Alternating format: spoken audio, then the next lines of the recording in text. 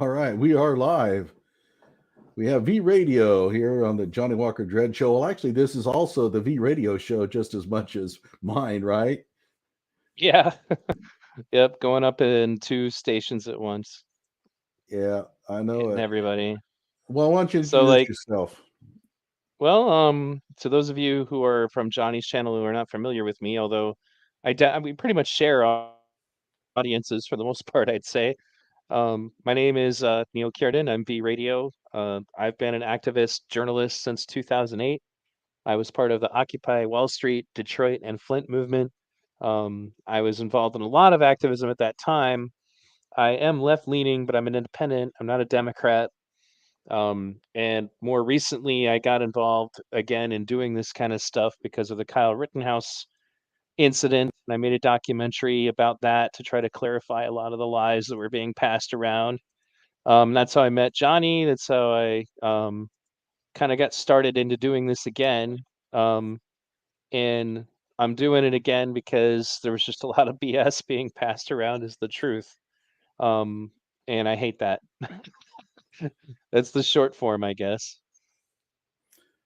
All right. Well, I'm Johnny Walker Dread. I think anybody who knows me probably equates me with the Kyle Rittenhouse trial dealio.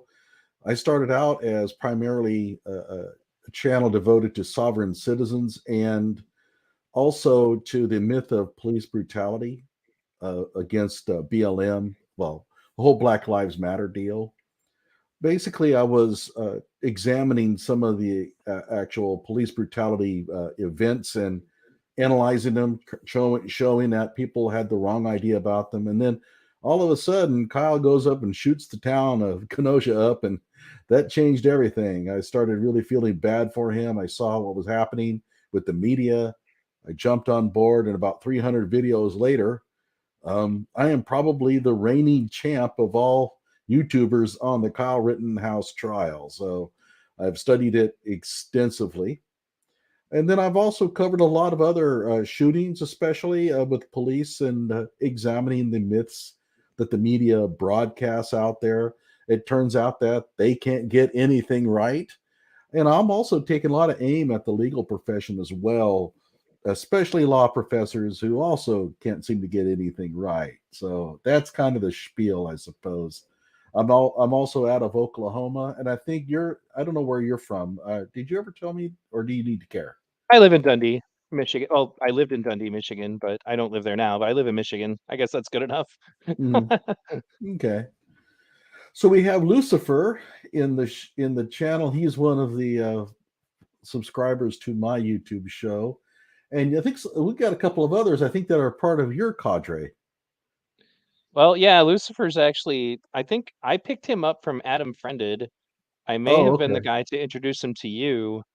But like I said, Oh, between okay. you and me and Paul and Strategic Eyes, we pretty much a lot of us have kind of pretty much all basically the same people, I would think. Small Um, world.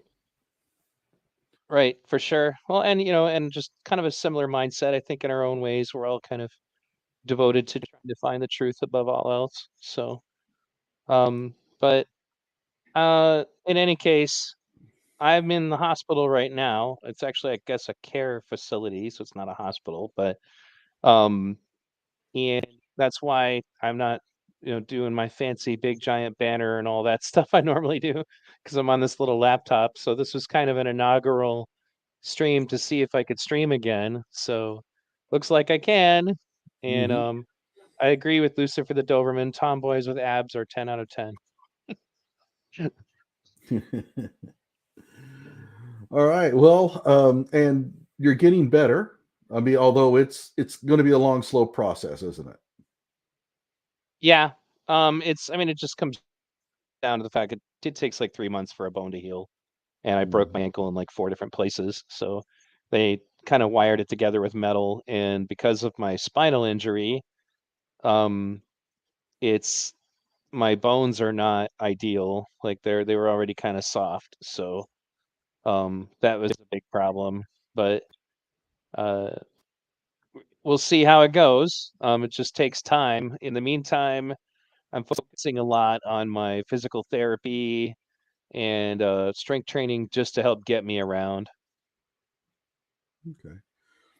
Well, anything in the news lately you want to talk about? I know one thing that we talked about before we got on the stream was all these lawsuits against Kyle, and we talked about the admissibility of evidence. Right. And We talked a little bit about that. I remember, and he's getting sued by everybody now. I mean, yeah, I kind of feel left out by I should file suit and just to, be a part of the gang, right?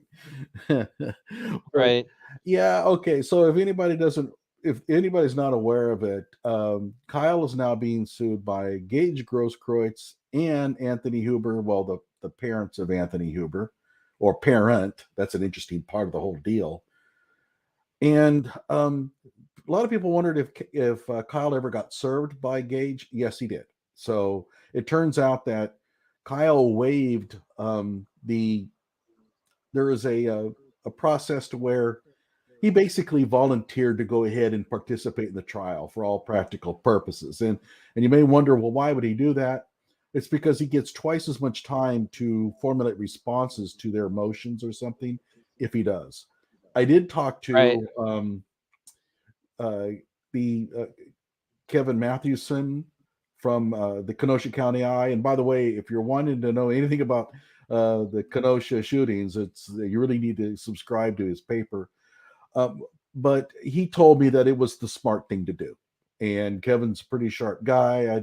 I pretty much trust him, because I was at first wondering, well, why in the world would Kyle do something like that? But evidently there's a lot of incentive to go ahead and just allow yourself to be served. So he has been served by both Gage and John Huber, the parent of Anthony. And it's kind of interesting because it's only the father that's suing Kyle, even though the mother is really the only one that played any role in his upbringing, right? So the one person who is Right. actually was involved in the raising of Anthony, she's not listed in the suit. She's not going to get anything, and only John Right. will. And I think that that's kind of strange. I mean, why wouldn't they join forces? But evidently they don't get along well. And of course, John Huber left Anthony when he was just a baby. So he apparently, and this is according to Hannah Giddings, the girlfriend of Anthony Huber, apparently John basically split the scene and only showed up when he smelled money. So there's Yeah, that. I've got a couple videos about him. He believes that Kyle Rittenhouse chased Joseph Rosenbaum. Yeah. Yeah, he blurted that out during one of the trial hearings. He's just, and Right. everybody's like, Yeah. what? It's like somebody doesn't really know what they're talking about. But yeah, I remember hearing about that. There was a couple of my viewers who in my comments would comment that it was interesting that Huber all of a sudden out of nowhere, like his dad meaning took interest in him. And I tend to believe it. I mean, he just, especially though, to be somewhat fair to his father, if I had a kid like that who puts a knife to his brother's throat, threatens to burn down his grandmother's house, like Huber was a messed up guy. I guess he choked his sister or something like that. I mean, he just, Yep. maybe I wouldn't necessarily be the most willing to be involved in that kid's life. Well, it was really interesting too, because he talked about during the hearings, I think it was the same one. No, it was the second one. He talked about how Anthony is not going to be able to spend Thanksgiving with him this coming November. We're thinking like, wait, did he ever go to Thanksgiving with you? I Because that really was going doubt to it. happen. Yeah, I mean, Right. he moved off to Arizona. He was living 1,000 miles away, and frankly, only took an interest in this, as far as I can tell, once Anthony got shot. And if that is the case, then I have a feeling that they're going to have to be very careful about how they handle this whole trial thing, because I mean, I really do think that they're just going to try to get a settlement and then cut and run. I mean, I Right. wouldn't want and John Huber on that stand, because they're going to ask him, right? Because you have to show damages. You have to show that you've been not only wrong, but you have suffered real damages. But if you didn't even know the dude, I mean, that's got to be an issue. Now, I am working under the assumption that that can come into play during the trial. There, it could be that that only comes into play after the verdict, and it comes down to how much money you're going to get. In which case, you might get a buck. That's happened before. So I don't know, but I would not want to put John Huber on the stand. And of course, if they put Kyle on there, they talk about Kyle's character. Now they get to talk about Anthony's character, which is not too good. So, I mean, Right. I just can't imagine them wanting Kyle on the stand. Yeah, I agree. I mean, I don't know. Part of this is like some of these people seem to think that this is their second chance to hold him accountable, quote unquote, hold him accountable for what? Like, Mhm. you hit me in the head with a skateboard as I was running towards the police. What am I accountable for? But that whole thing Twice. is always just been right, exactly. And that whole thing has always just been they think that, they always go into the he should not have been there, and they always leave out the other hundreds of people who should not have been there that are the reason he was there. Including Um, Anthony, right? right, And but exactly. here's what's odd. They're trying to claim that the police were responsible for Anthony getting involved in this. Because that's the whole lawsuit, right? Like Anthony wouldn't have been shot if the police hadn't conspired with the city and with all of these pro militia types. Right, But Anthony was breaking curfew just like everybody else. I mean, he wasn't technically right, supposed to be there. And in fact, if I'm the lawyer for the city, I say, look, we set out a curfew. Your kid violated it. We did the right thing. It's not our fault he right. still showed up. So that's going Well, to right, be and well, in addition to this, I've said this on multiple streams before. It's not like, okay, so you're faulting the police for creating a dangerous situation, but you were actively participating in a riot. Like you went into that knowing exactly what you were doing, and you were on the side of the people that were systematically burning the city down. So, if they're saying that the police should have done more to stop the riot, which is the same stupid thing that Kevin Glowicki says when he comes into my chat and all that, I'm like, okay, yeah, but if that happened, the only thing that would happen is you guys would be making videos about police brutality, because when you look at the stuff that was going on in Kenosha that night, um, with, like, well, that night and the night before in particular, there were protesters with AR-15s shooting at Bearcats. Like, what do you Mhm. think's going to happen if the police decide to get involved in that? So you have a gun in your hand, you're shooting it at my Bearcat. The cops could have got out and just shot those people. And Gage Grosskreutz walking around with his pistol, there were times he was doing that when they were confronting the police too. Um, so Kaiwan Calendar asked how my leg is doing. I guess I'll go over that. My ankle is broken in like 4 different places. They kind of wired it back together, and the doctor was unable to make some of the stuff work because my bones are soft from my spinal injury. So we'll see how it goes. Now it's just concentrating on strengthening myself and making it so that I can get around without the use of my left leg. As far as what do you mean about the January 6th of the radio? Iwan Collender. I guess if he elaborates, I'll answer him. Okay. But yeah, no, I don't know who One Armed Tony is. God rides a Harley. But was there a one armed guy? I don't know. It's been a while since I looked at that stuff. Well, see, about one But armed is probably talking about Gage. oh, right. Some of it. Oh, what do I think about January 6th? Okay. So I did a documentary on this topic, and that was before Tucker Carlson's new footage was released. Um, Kaiwan, I would go to my channel and watch Insurrection. Hindsight is always 2020, and I go into my thoughts about January 6th in addition to comparing it to the riots of 2020. Um, But the short form of it is that I I don't support any violent activism ever under any circumstances, but I do think that it was grossly mischaracterized by the media, blown way out of proportion for the most part. And I think that there's a whole bunch of people in jail who are not getting due process. And I think it's interesting that a guy like the QAnon shaman can be in jail for 4 years for doing nothing even remotely close to what the arsonists and violent protesters did over the course of 2020.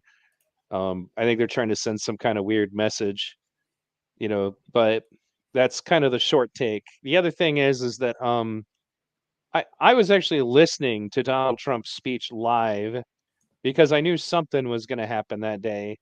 And he openly stated to peacefully and patriotically let our voices be heard. If that's inciting a riot, and I make this point in my documentary that you should watch, then I can play lots of clips of people from Black Lives Matter and or Antifa directly inciting riots. Because if you can say to peacefully and patriotically let your voices be heard and then be responsible for everything else that happens, when you just outright say things like, I want to burn down the Congress and the Senate, which I have video of Black Lives Matter organizers saying, yeah, it's a different category of domestic terrorism. So I hope that answers your question. What are your thoughts on January 6th, Johnny? I'll be honest, I've stayed out of it. I looked at it and thought, Mm. for me to understand the entirety of what took place here is going to require a lot of research on my end.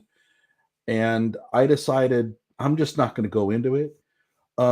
Obviously, you can't do what these people did. You just can't do that. I mean, we have laws that you have to obey. At the same time, I think that people have really grossly, let's say, exaggerated the intent of the people that were doing this. They weren't going to go in there and kill anybody, I don't think. And I don't think they were trying to overthrow the government other than just simply trying to stop a voting from taking place. But to hear the left talk about it, it was as if they had gone in there with AR-15s, were trying to hold the government hostage. I don't think that's quite the case. But at the same time, I mean, there are things you just cannot do. And I've said it many times. We talk about rebellion and, patriotism and, fighting against tyranny, but you have to win. You're only good if you win. If you don't, well, you're treasonous. So if you're going to go in and storm the Capitol and you're going to take that step, you had better win, because history doesn't like losers. For example, a perfect example is the American Revolution. Why do we consider them freedom fighters? Because they won. If they had lost, they would be considered traitors, British traitors. And we in the history books in our country today would be talking about how these traitorous colonists tried to overthrow our beloved government, right? The winners get to write the history books. And the only exception is probably the Spanish Civil War, where the losers got to cry and snivel more than the winners did. But ultimately, yeah, that's the difference between rebellion, between treason and patriotism, is winning, and you have to. And the whole thing was just really misguided. I mean, what were they really hoping to do? I don't know. So I want I to don't think they answer were bad something. people. No, go ahead and finish what you were saying. I don't think they were bad people. I just think that they made some colossal mistakes in judgment. And Well, I also I think, don't think, like any other riot, there were a lot of different kinds of people there in yeah. varying degrees Well, yeah, there of might have been radicalization. some that had some real ill intent. But I have a feeling Right, that most of them just really thought that they were doing the right thing. But, thinking that you're right. doing the right thing isn't quite enough. You have to be doing the right thing. And I have a feeling that a lot of them, they deserve quite a bit of scorn and some punishment. Now, is the punishment being meted out excessive? Probably, but keep in mind, I don't really follow that too much. I don't know what they're being handed, and I haven't really followed what they have done wrong.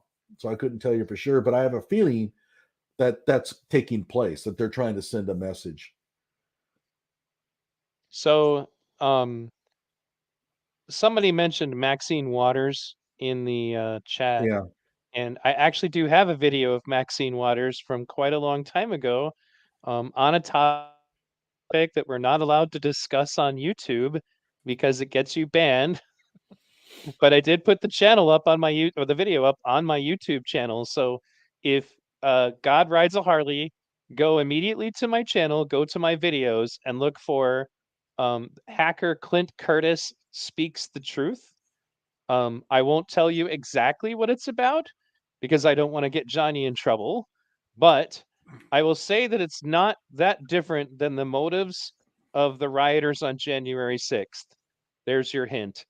But you'll see Maxine Waters speaking to a hacker who is discussing computers being hackable for certain government actions or procedures. There we go. That should be coded well enough. But yeah, Maxine Waters, well aware of the fact that there's issues of problems with certain aspects of how our government functions and chooses people in power. There we go. Anyway, Wow, that's pretty so good, Neil. yeah, I had to dance around that one like I was walking through a minefield, Because you were. right? So what was the one you just put up there? I Oh, didn't you get know to what? read I it kind because I of, it was was something about, I'll just show it again. Sorry. Yeah, whether it was really an insurrection, no. I mean, in my opinion, they were just trying to stop a vote from taking place because they thought that the vote was being shepherded through illegally. Okay, so they took action. Um, that's not an insurrection. They weren't trying to overthrow the government. However, I could see how one could maybe cast it that way if they were so politically inclined, right? Because you're trying to stop a vote for the next president. So is that the same as overthrowing the government? I don't think so, but I could see how someone could maybe equate those two. and one of the things that I say in my documentary like is the way that people talk about it like it was an insurrection and an attempt and like they make these statements like we came this close to losing our democracy. Oh, I'm like, yeah. okay, well let's just go totally scorched earth for a moment. Let's say that they murdered everybody in the building, right?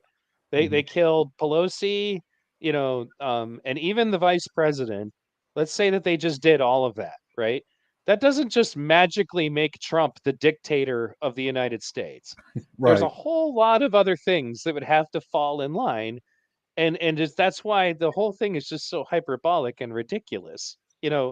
Um, that's and the funny thing is that I can provide you clips and conversations and all that. Antifa wants to overthrow the government. They Yeah. openly say so.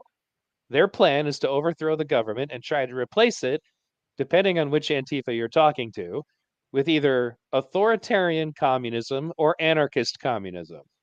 It's in a lot of the imagery. In fact, the day that Biden went into office, they put out a flyer to gather people to go attack the Democratic National Headquarters. And on the flyer was a burning White House, you know, and that was right after January 6th. So nobody discusses that. And it's funny, it's actually hilarious to me when Antifa supporting accounts go on about trying to overthrow the government. You know, that's really my problem with it is that it's the sheer hypocrisy of it and the way that one side of this gets spoken of a lot and the other side does not, and they have to desperately cling to January 6th because it's pretty much the only right-wing riot that happened in recent years. Um, and it's all they got. So if they need to draw attention away from the over 600 riots in 2020, and I just got into this exchange again with somebody on Twitter. They point out that 98% of BLM protests were peaceful. And I'm like, no, that's correct. However, of the 600 riots in 2020, which is an absurdly high number, the stats are 91% of them involve Black Lives Matter. So um, it doesn't, it's still not good. It's like, okay, maybe there were not as many riots as some people might think, I guess, but 500 to 600 riots in 1 year is a lot. And if Mhm. most of them involved one organization, that I On want to be what? clear, there are plenty of people in Black Lives Matter who do not advocate violence. However, they don't really do anything about it either. They don't call it out. They don't condemn it. They come up with weird ways to frame it as uprisings, or then they'll take Martin Luther King out of context and say, that riots are the language of the unheard, while not mentioning that, oh, by the way, I still condemn riots. I do not support riots. Riots cause Right. more problems than they solve. They leave all of that out. It's just the language of the unheard, as if Martin Luther King said that and then was like, and go ahead and riot to your heart's content, because it's the language of the unheard. But anyway, it looked like you wanted to say something. Go ahead. No, I was just going to say that they really elevate the intensity of what took place because they're trying to overcome all of those other riots, right? So the whites only had, or let's say whites, let's say um, the right wing has only had like one riot, but it was a big one, right? They almost took out our entire Right. government. So I see that. By the way, I'm sure that you might have some opinions on this. M. McCarthy asks about the New York City rich kid and the Atlanta cop city deal. Have you followed that at all? A little bit. I will have to admit I'm behind on some things. Like I actually reached out to Neo Unrealist, which, by the way, guys, Neo Unrealist's YouTube channel was taken off of YouTube. You should definitely go over to Rumble and continue to support him. He was a great help to me, brought me on his channel. He had more subscribers than me. But anyway, I had to ask him about, like, for example, this bank thing that everybody's talking about, because I don't know what it's about. So I'm still catching up. I know this though that's like Antifa trying to prevent like a police training center from being built or something like that. And Right. then and what's different about it is that the Atlantic City cops are like, no, no thanks, man. You're going to jail. Or at least they arrested a bunch of them. Oh, look who we have in the chat. It's Photo Chad, Nathan DeBruin. Hey, Nathan. All right. All What's right. going on, Nathan? Good stuff. Good to see you, man. Hope he's doing well. I know he's got litigation still pending. Because Zeminski took it upon himself to threaten him on the steps of the courthouse. He can't Oh, I talk about remember it that. because it's I thought ongoing. that was dropped. What's that? I If thought that if it that was was. dropped, I don't understand why. But again, Oh, yeah. it's with Zeminski, it's guy's got like a 16-page criminal record and somehow just keeps ending up out on the street. I don't get it. You want to talk about the broken criminal justice system, Yeah. but anyway, so yeah, okay, Hannity keeps quoting 564 riots in the summer of 2020. That's possible. In my documentary, I provide sources to the statistics that I use. But even then, 564 riots in 1 year is insane. Like that's way more than usual. And more importantly, it didn't help anyone. It didn't help anyone. And when they talk about why they're happening, they tend to leave out who we are rioting for. And when we talk about Kenosha again, we're talking about because a man who raped a woman, like meaning broke into her house, digitally penetrated her against her will while her child was sleeping next to her to determine whether or not she may have been sleeping with other men. She gets a restraining order on this man, and he shows up at her house, violates the restraining order, and then tries to leave with her car with her kids in it and gets shot by the cops. And of course, we're talking about Jacob Blake. So for that guy, and because of this terrible injustice, which by the way, if he did that to my daughter, the cops would be the least of his problems. We obviously need to burn down, immigrant owned businesses like the ice cream parlor. That will solve it. That will bring justice for Jacob Blake if we, burn down innocent people's businesses, hurt people, break an elderly man's jaw. The person that they were advocating for that night is not worthy of anything. And unfortunately, because of the way everything works, he's now a millionaire. Yeah, But it's anyway, insane. I sorry, mean, rant over. yeah, and to this day they still get it wrong. Half of them still think that Jacob Blake was killed. They Right? just Yeah. Oh, he's alive and doing yeah. quite well for himself. Well, Doing all that worked out pretty good for him.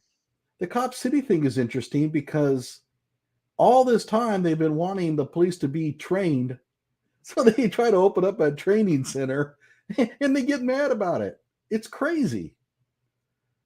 I mean, and I don't know if you ever saw any of the videos of it, but it's like there's a bunch. There's like 50, 60 people, and it's clearly organized. So Right. I don't know. Did you follow that much at all, the Cop City thing? Just a bit. Like I said, I saw kind of the edges of it. What I was most happy with was that the cops were finally allowed to arrest these people. And then and that was the other thing. Didn't they find out that like some of those Antifa were like international? Like they had French Mhm. Antifa show up and like Antifa from other countries, Germany, I think. I remember seeing I a didn't tweet know about that.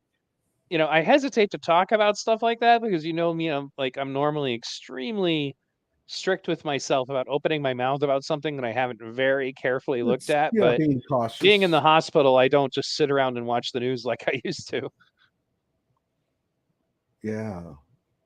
It's been a tough go for Black Lives Matter lately. They've had a lot of problems cropped up. I mean, they had the beating death of Tyree Nichols, and they all got excited about that until they found out that it was 5 black officers. And it's Yep. that didn't do them any good, right? And the conniptions that they have gone through on there is just truly amazing. How do you take 5 black officers whose direct supervisor, the director of their operations, was black, and the police chief was black? How do you turn that into white supremacy? But they did. They managed to make it. A truly Everything's incredible leaps of logic there. everything is white supremacy. I did a video that actually came up again on Twitter because it was about the racism between blacks and Asians, and it actually predates COVID by quite a bit, Mhm. has virtually nothing to do with that. And it's still white supremacy too somehow. We're talking about neighborhoods where there's very few white people in them, and the racism builds up between those two groups, or I would call it organically, because they're rivals essentially in a situation with limited resources fighting each other. That's actually how most racism starts. Like Sure. when I was teaching my kids about racism, we watched Gangs of New York, and in that situation, it was set in like colonial, United States, early days. I don't know if it was colonial. It was a little later than that. But the point is that the Irish that were coming off the boats to escape the potato famine were essentially the Mexicans coming to steal their jobs. Mhm. It's that's where that whole thing comes from, and that's if there's any kind of you know racism, that's where it evolves. And there's no people of color in that movie, but there's all kinds of racism. And because we're Irish in my family, I kind of framed it that way for kids to kind of understand it. But I don't think that they recognize, at least with this incident, is that it always keeps coming back to the same thing. And we're now to a point where it's like police are expected to do everything in their power to protect the safety of someone who is resisting arrest. And no matter how someone gets killed, it's always the fault of the police somehow. That's their and then like if they don't, there's like a hunger for these kinds of martyrs. Like if you remember, oh, I forgot her name now. The girl who was in the middle of stabbing someone when a cop put her down. Oh, yeah. You know, I'm gonna forget her name. I forgot her name too, Um, but yeah, I you know exactly what you're talking about. right, but somehow that cop's in the wrong. Like that It's cop pulled crazy. some Wild West quick draw stuff and put that girl down before she stabbed that girl to death. And you're Yeah. just supposed to let that happen, apparently. And if you don't, that's racist. Oh yeah. By the But way, just as well as I do that if he had stood there and let that happen, it would be racism too. oh sure. Oh, you cannot win. You cannot win. Right. Irish potato famine would have been 1840s. So that's the kind of time frame. But you know, if there's another movie that people should watch, is called Mattawan. It's about the miners' union movement in West Virginia, and there it was primarily blacks against Italians. And I Right. know that in southeastern Oklahoma, there was a lot of anti-Italian sentiment because there was a large Italian population that worked in the mines. So it's anytime that you said it when they're fighting for resources. In what you see, I think a lot in inner city is that the local stores are owned by um, Asians, and they typically will employ their own kids and family members to run the shop. They don't employ the locals, and there's resentment that brings up between those two. And there's also a problem where the owners catch some of the locals stealing. So there's animosity there that's built up. And so Asians and blacks in the inner city do not get along well. And it's but again, it this has happened in this country so many times. And it's the same thing. And Right. amazingly enough, they the people who are perpetuating this racism are the ones that complain about it having been done to them. It's the same arguments. They don't hire us. They don't get they always follow us in stores. We don't like them. They move in and they take all our jobs. Gee, where have we heard that before? Right? It's the That's same exactly what I went arguments, over. right? Yeah. They move in and they take all our jobs and then they won't talk to us. They won't socialize with us. They're not like us. That's essentially what they're saying. Oh, And logical checkmate is in the house. hey, Paul. Hey, Paul, what's up, brother from another mother? It's our Czech um, Republic buddy in the chat. But no, I agree with you, and it's interesting you bring up the Italians as a faction because one of the things they go over a little bit in the Untouchables film was that Irishmen became firemen and cops because nobody would hire them. The Italians would sometimes become firemen and cops, but would often, well, but instead they usually kind of ran the criminal underground. And so that put Irish and Italians diametrically opposed to each other. But that's only a phenomenon in the United States. When I went to Ireland, they had no idea what I was talking about mhm. because it didn't happen over there. They have no reason to dislike Italians in Ireland. But it's understood that it was a real problem in the United States, the enmity between the Irish and the Italians. And those are both groups that are white, you know. Mhm. And that's but they still, I mean, it's same things with, Polish, Germans and all that. That's one of the things the gangs in New York went over was that all of these groups were factions that considered themselves separate from everyone else. In many cases had different cultures, different languages, different traditions, you know, and so that's a really important point. That the thing is though is that I've noticed that the racial activism of today very jealously guards the idea that racism is only something that happens to them and it never happens to anyone else with any degree. And the same thing is true of like occasionally you'll see infighting amongst the woke because for example, Black Lives Matter will state that white people should go to the back of marches because they'll make it all about themselves. Yet they showed up at the Orlando mass shooting vigil to like chastise people about not going to Black Lives Matter stuff and saying that if you were here, are you really here, or are you just here for yourself or whatever? And then in Toronto, they shut down the gay pride parade to make demands of pride, again, making it all about themselves, right? And that they basically, and it, stopped the entire parade because they were invited to be there as guests to demand that they take all police floats out, to demand that they not allow police to go to Pride. They even wanted to go so far as to say that, police should not be allowed to attend Pride. These are the kinds of things they wanted. Again, making it all about themselves. And I remember recently reading that there was a trans girl apparently who got murdered, and so they said say her name, and then Black Lives Matter got offended because say her name is only for us, apparently, meaning Yeah, us, meaning that's Black people. appropriation. Right, you're appropriating her name, say her name, right? Mhm. And that's the problem, is that this is the reason why this is such a cancer on the left. And I know you're a conservative and I'm obviously left leaning, but like an independent. It's just that it's all it does is just turn everybody against each other and make them ineffective. It doesn't do anything beneficial at all.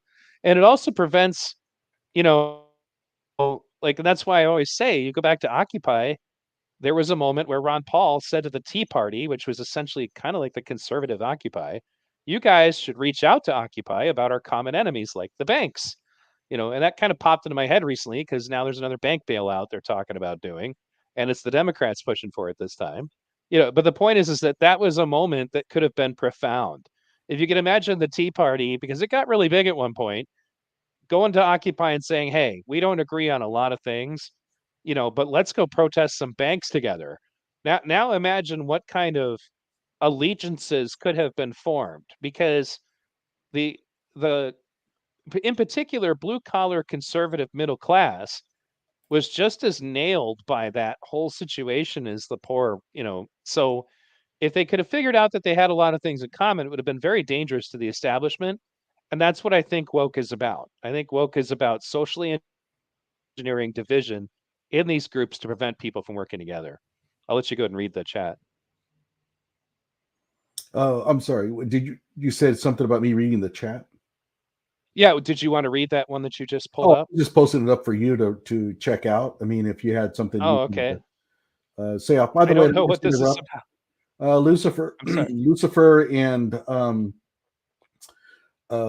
Logical Checkmate. Check your DMs on Twitter. Okay, go ahead. Right. My understanding about Black Lives Matter was they had a movie street hip hop culture ideology with critical race remix. Um, so in Occupy, there was BAM, which is by any means necessary, and they were a violent racial group. And then there was Antifa, which was usually just called Black Bloc back then. And they were two groups of outsiders that continually tried to co-opt Occupy to make it violent. And I remember specifically because there was kind of like a legislation system at Occupy that I passed a resolution openly condemning any and all violence, and both of those groups tried to block me. They failed, but but those are the ancestors, the predecessors to what you see now, is that the violent militant black activists who are kind of in the Black Panther Party way of thinking, and then Antifa saw this new activist movement as an opportunity for them to push themselves closer to the mainstream, whereas in Occupy we disliked them and told them to cut it out. And we would frequently, that's the other major difference. When there was violence back then, we would do press conferences to make it abundantly clear we condemn this activity, we do not support this activity. That's not what Black Lives Matter does. You're allowed to just do as much violence as you want. Mhm. And then they just quietly don't talk about it. Or I they think say, that but January 6th. I was just going to say, I think that deep down, they probably don't mind the violence at all. Well, that's the weird thing, man, is that they think, I mean, it's when you really pin them down, right? Because I hit them with this all the time because I have that video where I go over the science of what happens to a community when you riot in it. It isn't improving the lives of anybody who lives there. Los Angeles is a perfect example of this because it's a cesspool and it's only getting worse. So, and that's all still left over from the Rodney King riots. Because if you do that to your community, nobody wants to invest there. Nobody wants to create jobs there. Nobody wants to be involved in that economy.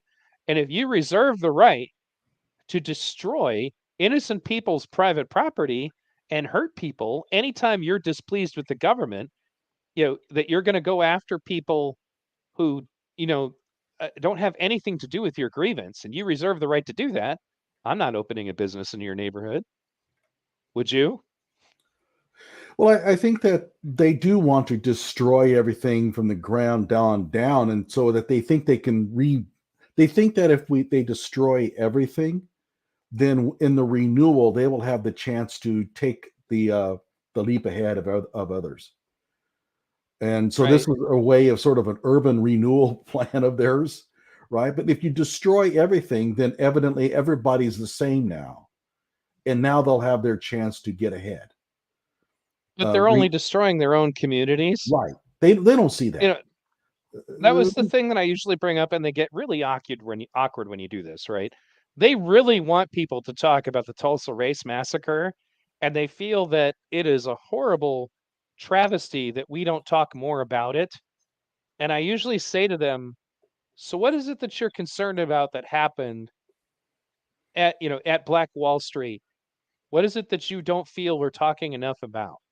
And they say, "Well, Black Wall Street was a wealthy, community of color, and it was destroyed by racist white people."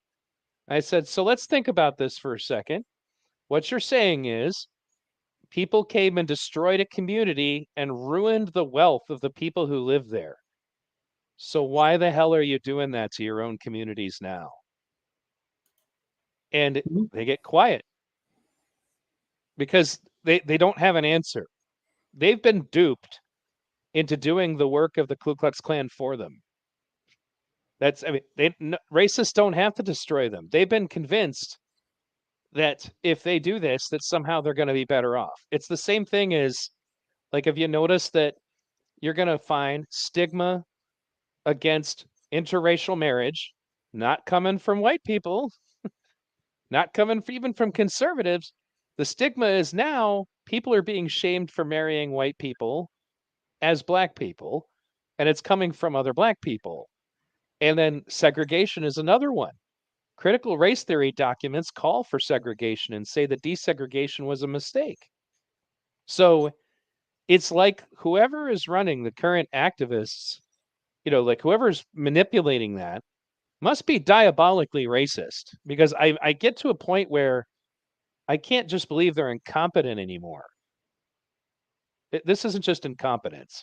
When you're going down the line and systematically undoing everything that was done by competent civil rights activists in the 60s, I can't think you're pro-black anymore at that point. You're definitely pro-Mansions for yourself. And that was the other thing you point out. Black Lives Matter's been having a lot of problems. Well, it's like the national thing is such a joke now. Every time they post something on Twitter, people immediately bring up, "Yeah, that's right. You guys made yourself a lot of money that way, didn't you?" It's just screwed up. Mhm. Yeah, I think that deep down, they just like to tear shit up.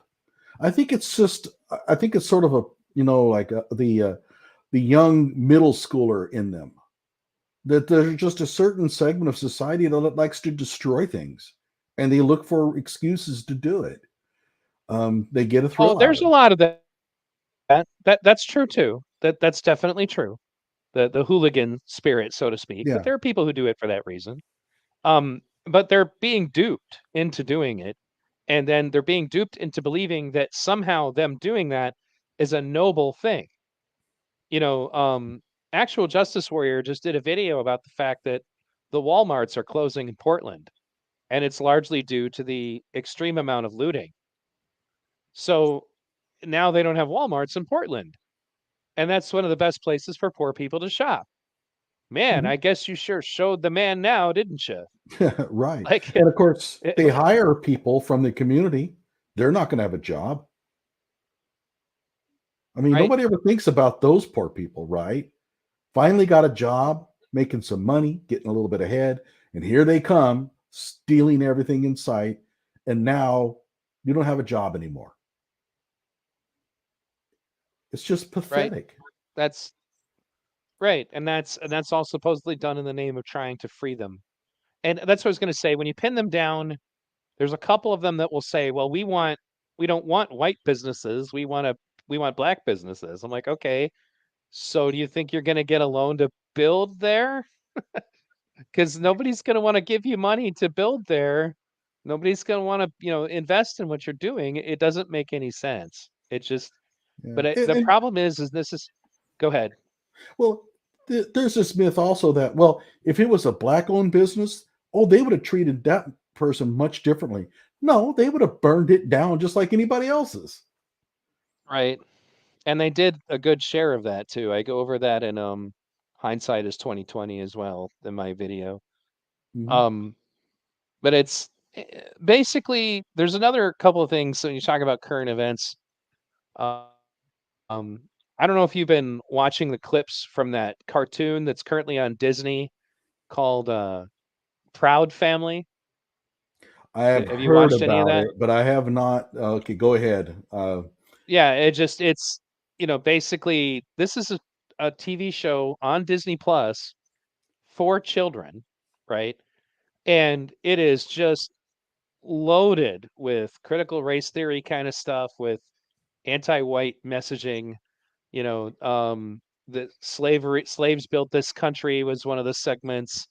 They even have a segment where the characters, who are all like, I think, middle school kids, are protesting against police. Like, this is a kids show, like a little kid show. Like, you're just supposed to be setting your kid in front of that show and trust Disney that anything that they're going to do with their brand is going to be safe for your child.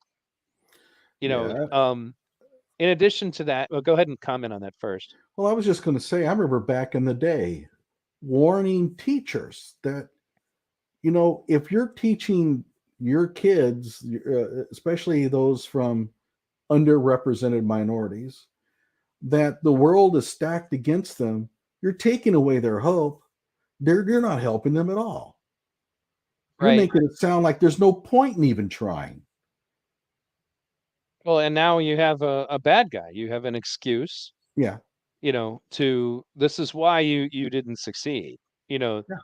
that mentality, you know, um, it can be infectious, and it can sap the life out of your motivation to do anything. And more importantly, then at that point, if you are lazy, then, and you have this victim you can blame it on, then it gets you off the hook. It's not your fault anymore that you're being a loser, right? Mhm. And again, I don't believe in equity. I believe in equality. I do think, as a left-leaning Bernie supporter, that there are more things we could do to try to bring about equality. That's another thing. Bernie Sanders was on Bill Maher recently, and he said he's for equality, not equity, which I thought was kind of interesting.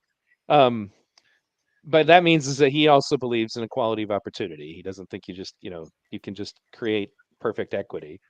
But in any case, I see we have added Paul. Paul has joined the Hey, conversation. Cheers, bros. hey, Paul, What's how you up? doing? Hey, well, all right, I guess, So, yeah, I haven't listening heard to you that guys. voice in a long time. Yeah, working hard on a big project. So, yeah, I How you hear the been, man? topic of decently. Only, went through a bloody pothole. Two blown tires. had only one to spare, and I was almost 1,000 miles away from home. So yeah, that was fun. But other So than that, it's all good. how are things going on over in the Czech Republic? Everything's more and more expensive. Probably the same like as at your place. Past that,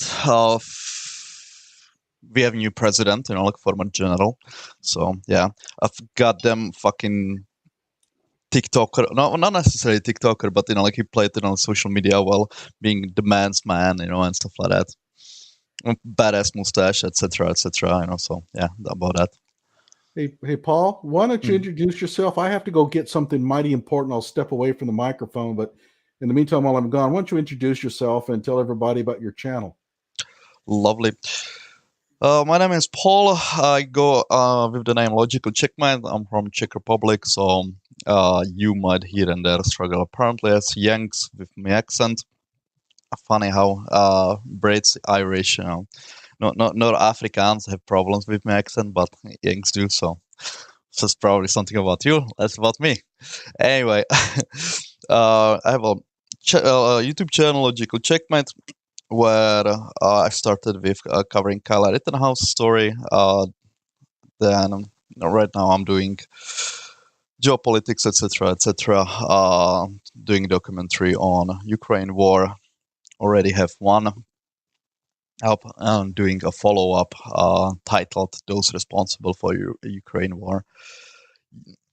So kind of getting to the end slowly but surely. It's taking insanely long, over a year now, because the research is immense. So that's me. Yeah, I did your videos about Ukraine have been really good. That's a topic that I can't really touch because I don't like slippery topics where it's very hard to get good information about. I mean, I'll discuss them, I'll talk about them, but I got banned for a week just for playing some Twitter videos that claimed to be from Ukraine. And I said, I can't verify any of this stuff multiple times during my stream. And they zapped me for a week for dangerous misinformation.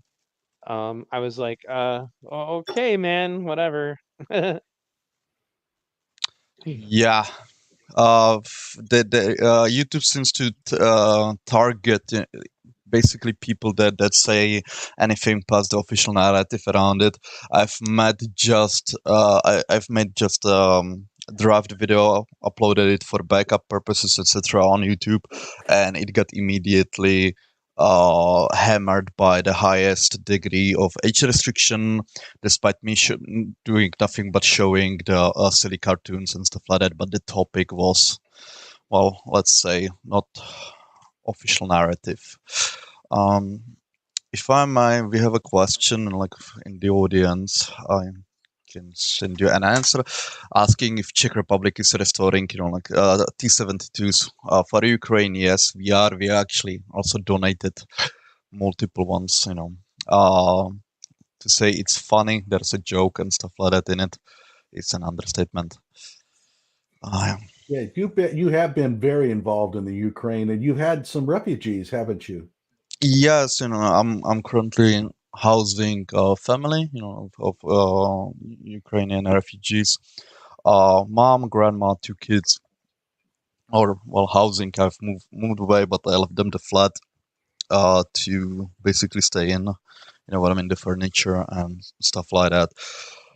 Lovely people. Was the mom found work in I think 2 weeks. She didn't speak any Czech. Immediately started to work. So yeah, kids are basically learning Czech incredibly fast, already in school. Yeah, so basically from the beginning. Just grandma is suffering because, well, how old people are with teaching and with new situations. So yeah. That's pretty cool. It's pretty cool. We were talking about at one point the Memphis Police Department. Mm-hmm. I remember I was telling you that it's been a rough few weeks for BLM, and they had the 5 officers that just basically kicked the crap out of that one poor bastard. Did you guys get to see those those videos of what happened there? I've seen it. Yeah, the one that was circulated when it happened. Yeah. Good grief! And Yeah, so immediately they found out that there was a white police officer that was at the initial stop about a half a mile away. They wanted that poor bastard tried for murder, even though he wasn't even at the scene of the beating. And that's how pathetic this is getting. It's like they would be willing to convict some guy who was not even involved just to make themselves feel a little bit better. Um, I just can't believe it. By the way, the officer's name is Preston Hemphill. And you talk about being persecuted. I thought he was going to be the next Kyle Rittenhouse, to be honest with you, because they were really going after him. But evidently, they never charged him because he never committed any crimes. And then we had the Jaheim McMillan case out of, let's see, Mississippi, where this kid, I don't know if you guys have heard about this, and I'll ask the readers out there, but he gets into a car with 3 other kids, and they have some stolen weapons that they had busted into in a car, I think the night before. They drive around, and this is in Gulfport, Mississippi. They drive around and they're pointing their guns at people, right? So somebody calls 911 and says, there are some people, there's some kids running around with guns. So they pull into the Family Dollar store, and right behind them is the cops. And the cops show up. 2 of the kids, like idiots, get out of the car with guns and try to run. One of them, nothing happened to him, but the other one is a 15-year-old named Jaheim McMillan, and the cop shot him dead. And of course, guess what happened? All of the news. Benjamin Crump got involved. He was representing the actual mother of the kid. And the distortions. And here's what's amazing. And this is something that I would like to write a book on. That out of the woodwork came all of these witnesses who claimed that they saw what happened. And they claimed that the kid came out of the store with his hands up and they just shot him dead. Of course, the kid came out of the car. And by the way, they also said he had his hands up and he didn't have any guns on him, but he clearly had a gun. So you're seeing this phenomenon that happened also in the Michael Brown case, where people are more than happy to lie to try to get a cop convicted. I turn it over to you. well, The if I whole may, thing. You go ahead. You go ahead, Paul. well, if I may, what you see is basically normalization of lies, that or accepting of lies, by the populace. What we've seen through years and years, like as it's being more and more normal. V Radio is often using the terminology as a volleyball game.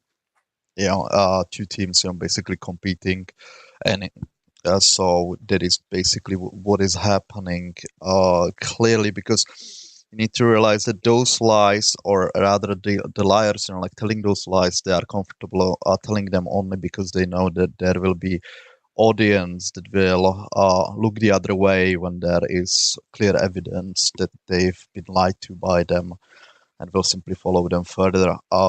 It's a very dangerous thing that we see, and yet the mass media and the big media is basically pushing this on purpose to make as much money as they can, because outrage drives the clicks, etc., etc. So the problem is that then the lies become bigger and bigger, and we literally cannot agree on anything. So that's about that from me. Neil?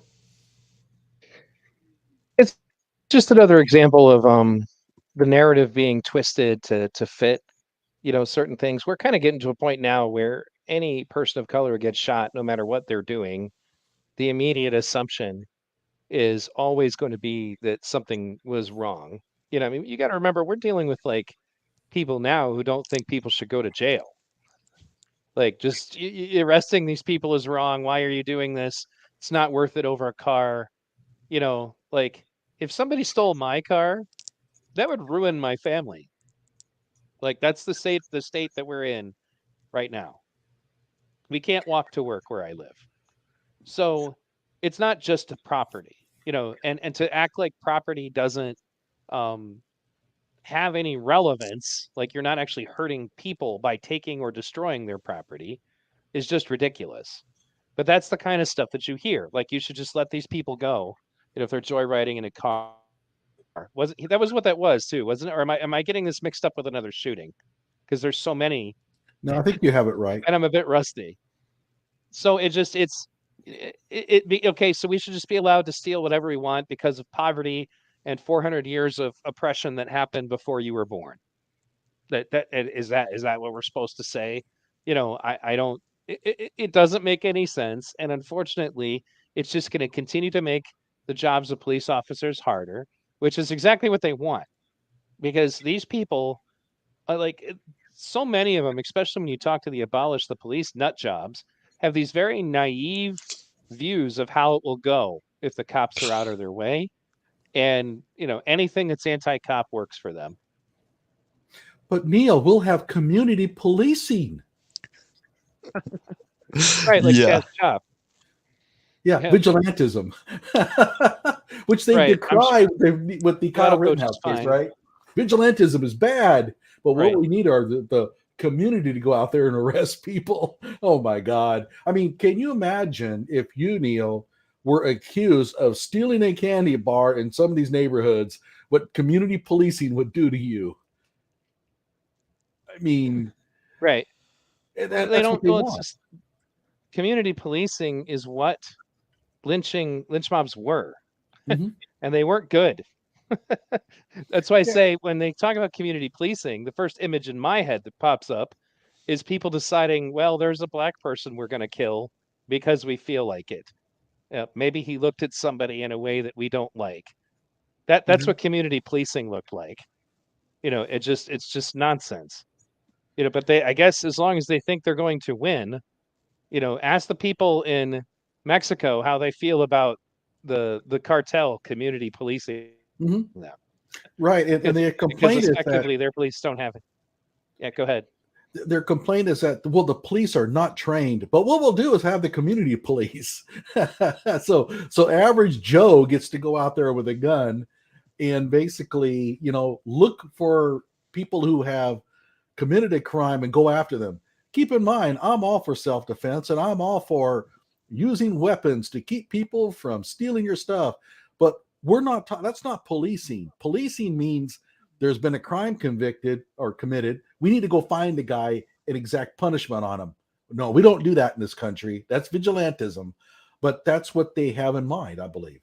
Now, when I used to think of community policing, I used to think of like neighborhood watch, right?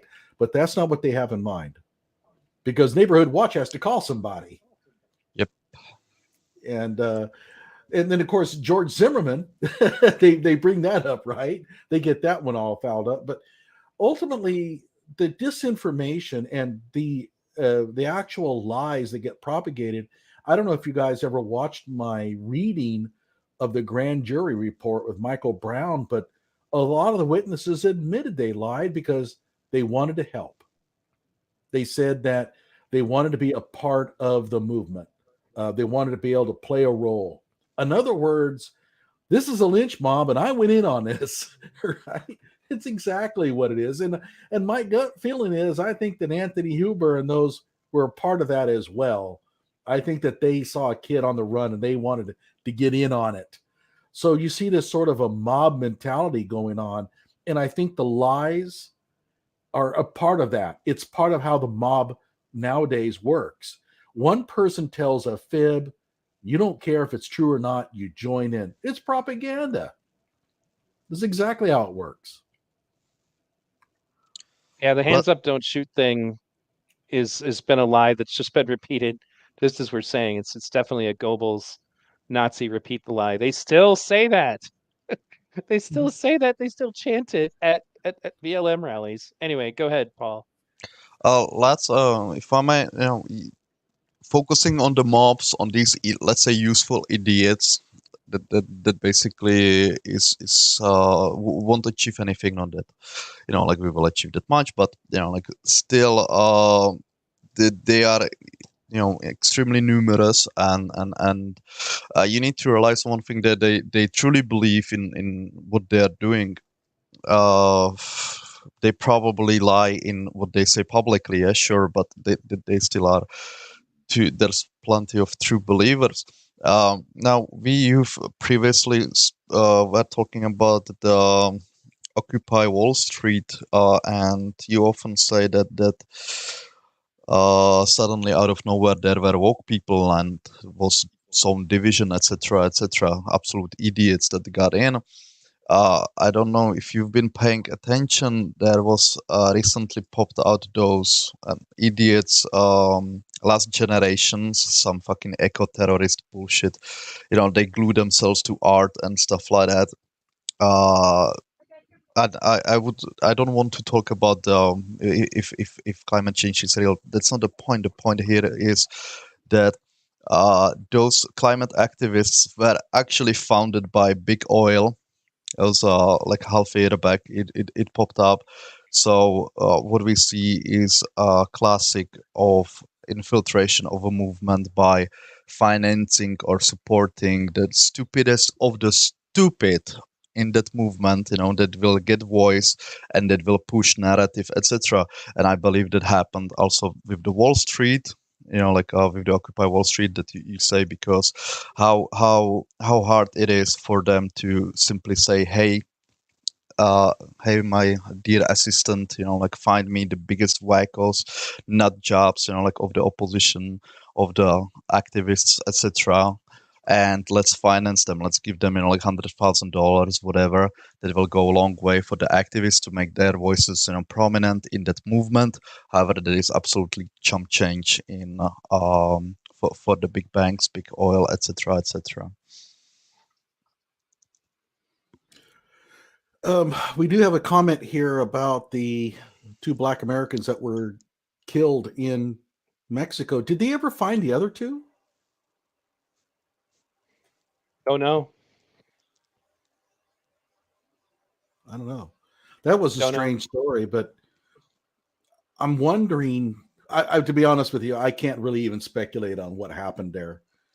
I'll just say is that I have been in Matamoros.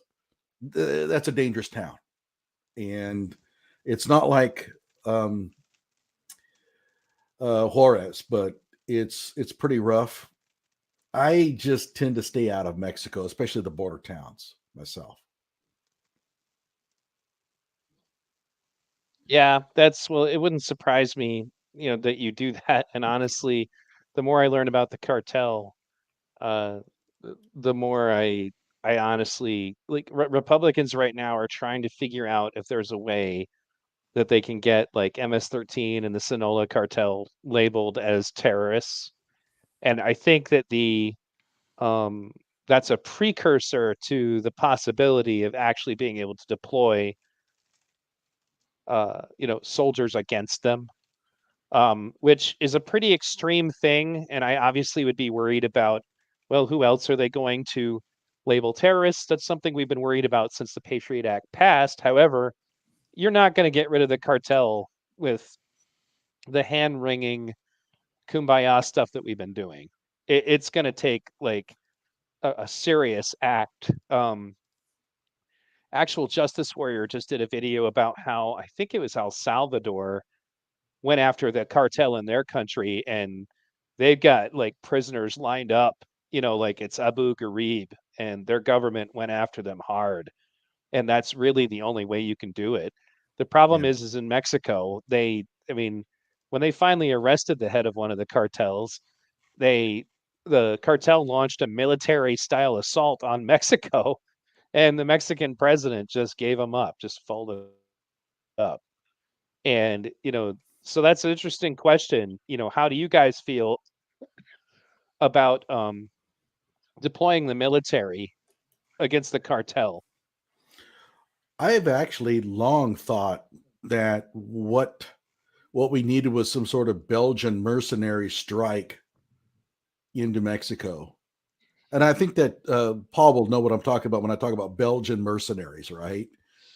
And there's little basically paid hit squads, but I think that you pretty much have to conduct very intense military operations. And you know what? And I hate to say this, but you can't leave them alive, because if you leave them alive, you're just endangering everybody that's near them. Right. You really have to go all in. And of course, we're not used to that kind of thing. We're not. That kind of cuts against the grain of what we believe. But they do too. I mean, we haven't encountered an enemy quite like the cartel. And I just don't know if you can use traditional, due process strategies against that kind of entity, because they don't care. If you leave them in a jail, then everybody in that jail is at risk. Any judge that tries them is at risk. You can't trust anybody. The corruption is so extreme that it's hard to run any kind of operations before they know about it. So it's a really tough problem to solve. You almost have to run a very top secret hit and run type of military operation where you just don't take prisoners. And Right. I get it. It's extreme talk, but I don't know of anything else that would be effective. There's really not a nice way. That's for sure. And that's the funny thing is that the Mexican president, after they released, I think it was El Chapo's son, what they did was the president then said, well, the cost was too great to try to keep him. We're going to focus on spending more money on programs for the poor to fight crime. Yeah. Great. The police, the abolished police narrative reborn, right? Because that worked so well before. But it's been great talking to you guys. I need to go. But let's do this again sometime, because I'm Sure. basically stuck in this hospital. I can't get out like I normally do, and we can always do this again later. I totally would love to. Now that I know that I can make content, I'm going to start making content for my viewers who've been patiently waiting for me to do so. And I want to thank all of my Patreon supporters. For example, the funds you gave me went to things like buying my new wheelchair.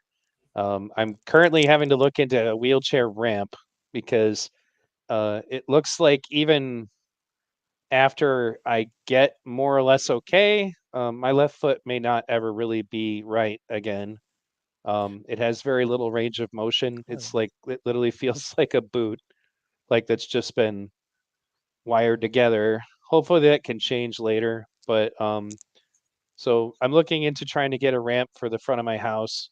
So if you guys donate now, that'll be what I'll probably use it for. I'm not going to be paying for it all by myself, just to be clear, and I'm not expecting you guys to do that. But I am in a rough spot right now. But don't donate until I've made enough content that you guys are interested in to justify it. And Johnny, what do you have coming up? For those of you who have been tuning in on V Radio who have not already subscribed to Johnny's channel, if there is anybody in my chat who hasn't. Well, I do have one I've been trying to make. It turns out the physicists of the country have gone woke and have been producing some ridiculous content from people who should know better. I mean, come on, physicists, really pretty smart, level-headed kind of people, but you ought to read some of the crap they've been churning out. And let's see, there was another one that I was going to be working on. Oh shoot, I'm gonna have to think of it. Paul, why don't you take the lead here for a moment while I'm thinking?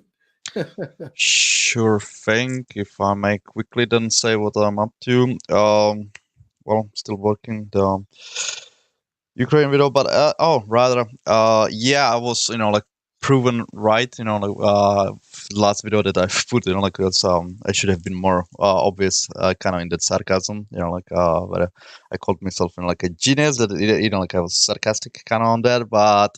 Yeah, I was like right again. Like basically made predictions in the documentary.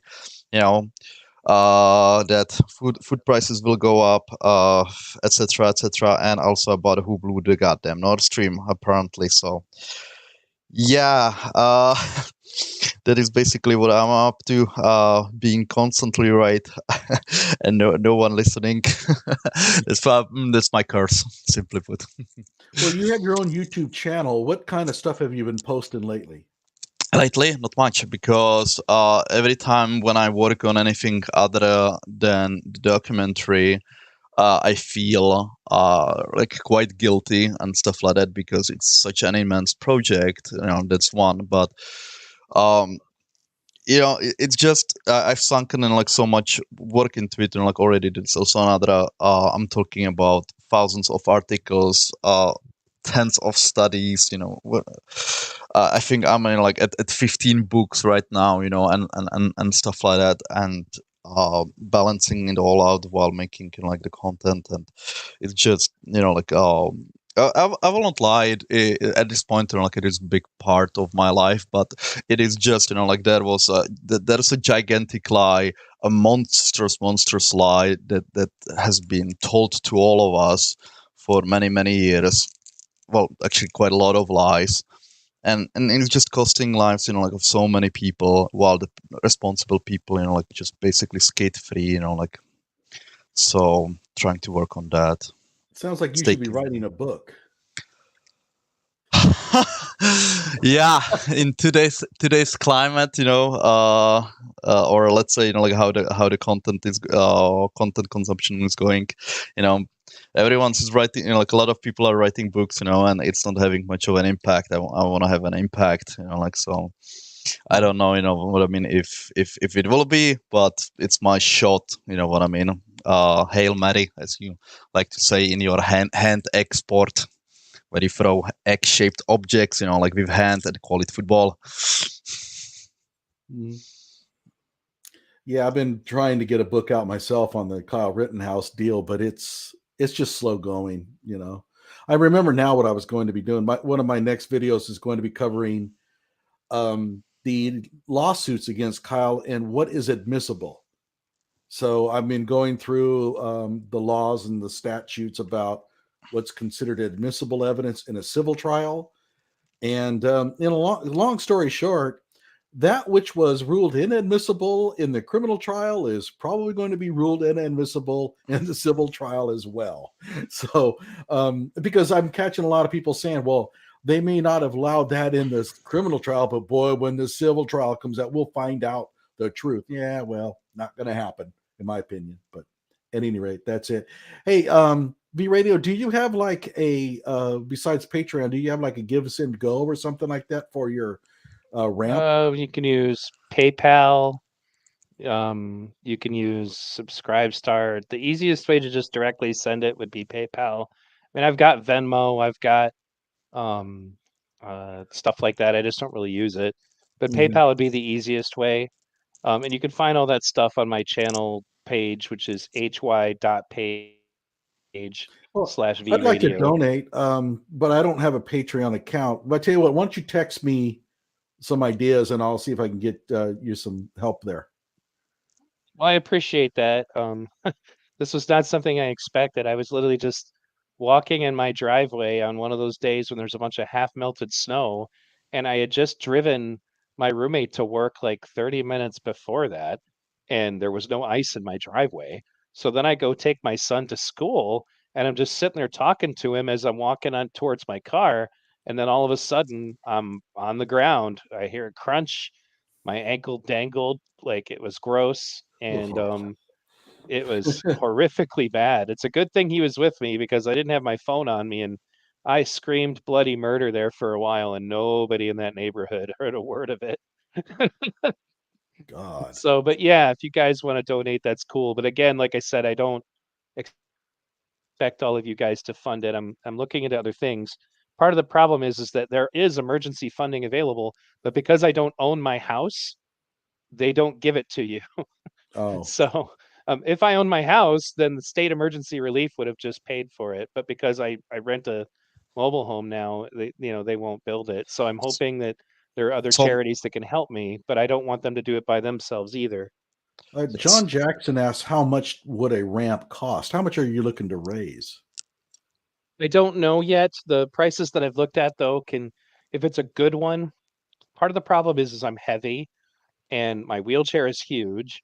So in order to be able to, because it's not just about getting out, it's about being able to push me up it to get back in the house. Mhm. And that's the part that's really tricky. So that means that the ramp has to be kind of long because you want it to have a very gradual slope. So I don't know. I know that when my social worker tried to get me funding, their number was like 4,120 or something. I don't know where they got that number from.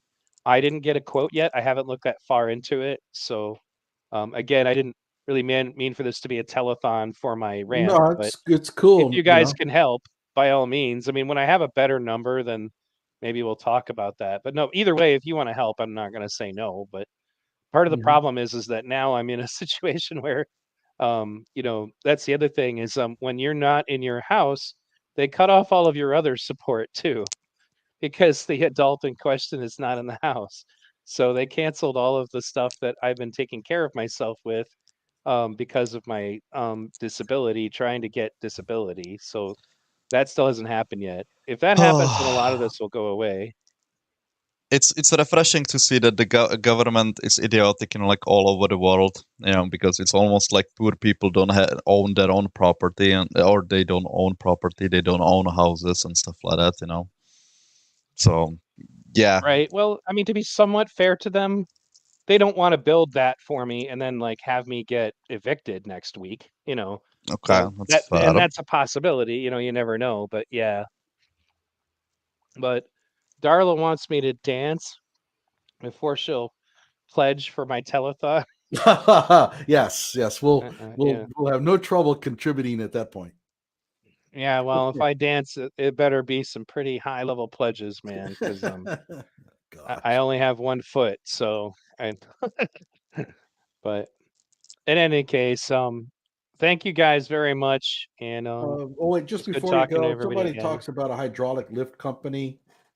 Okay, I'm just Yeah. gonna place that on there. No, they do exist. They're the same thing that they use in those vans. That'd be spectacular, actually. That would solve a lot of problems, but I think they're pretty expensive. Oh, Nathan DeBruin says that he's almost done with his photo book called The Kenosha Unrest. So when that's finally done, Nathan, you need to come back on our Yeah, stream so we can tell people about it and look Yeah, it show those over. absolutely. peaceful protests, like how Mhm. they were happening. Mm. So You got to peaceful. send me an Uh-huh. autographed copy, Nathan. Yeah, that's right, Nathan. Autographed Yep. copies. We want autographed copies, buddy. And I still got dibs on one of those photographs. Absolutely. All right, guys. I tell you what, let's go ahead. I'm gonna have to get back to other things too. I do work tomorrow morning. So um thanks, Logical, for joining on.